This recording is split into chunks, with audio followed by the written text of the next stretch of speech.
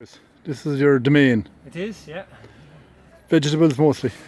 Yeah, it's been vegetables for the last 29 years. This is my 29th year growing vegetables. But for the last 5 or 6 years I've been doing flowers as well. Okay. I'm a little tired of the vegetables now, so it's time to retire from... I'll do 30 years, do another year, and then we're selling the place. It's the plan. So it'll be on the market then for anybody that's interested in buying it out there, It yeah? is, yeah. It'll be an organically certified holding with a ready market in country markets in Westport. So the plan will be to sell it to somebody who wants to keep growing and supplying the market, I hope. So you must have been one of the first to do this kind of thing around this area here. The nearest other organic grower was either in Leitrim or in Clogher. There was an organic centre starting up in Leitrim. And would you like to define organic for me? What's organic? Organic is growing without the use of synthetic chemicals or fertilisers. So for fertilisation we either use garden compost or farmyard manure, and then and obviously we don't use any pesticides, and we'd encourage nature to take care of our pests. So we encourage hoverflies and ladybirds to eat the green fly. Have a nice pond there with loads of frogs. I had about a couple of hundred frogs this year hatched out from tadpoles, and they eat the slugs, because most people have a little trouble with slugs. So Everybody has trouble with slugs, I'm afraid, including myself. Yeah? So between the frogs and a little bit of slug hunting at night with a torch, you can control the slugs.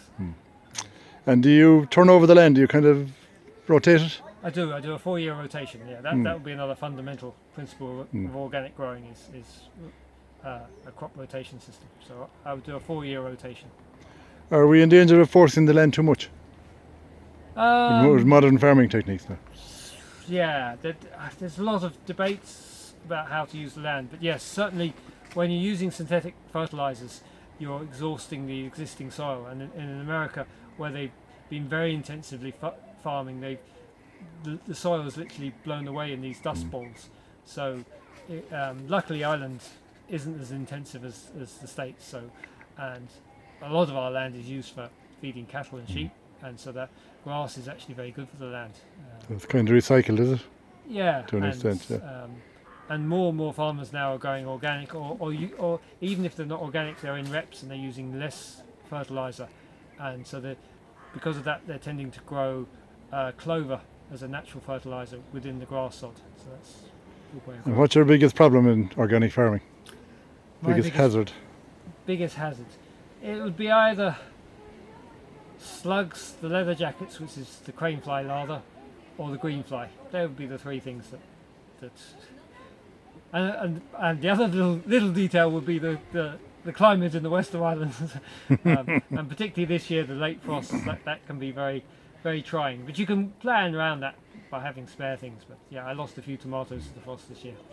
But the tunnels must have improved things a lot, have they? They have. I mean, it gives you a lot of wind protection, but it doesn't give you much frost protection. You only get 1 degree of protection from the frost at night. So early May this year we had sort of a -2, and so things in the sensitive things like the beans and the peppers and aubergines all got damaged with the frost, set back a bit. Most of them recovered. So you've lasted 30 years. So it's a viable proposition. It is. Organic farming. It is, yeah. It's hard work though. It's not easy money. I don't recommend it for the faint-hearted. You have to really love it. If you love it, it's a great thing to do. All work is hard. It is, but Is it rewarding?